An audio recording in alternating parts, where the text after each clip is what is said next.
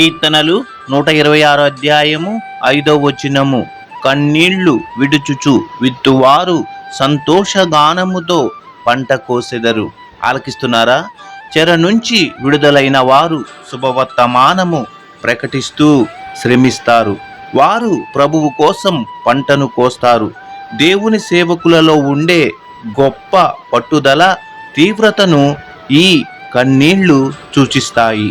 పాపాత్ముల అడ్డంకులు కల్పించే పరిస్థితిలో మనుషుల హృదయ కాఠిన్యాన్ని, పాపములో నుంచి నశించిపోతున్న వారి కోసం పొంచి ఉన్న ఆపదలను చూచి వారు ఏడుస్తారు.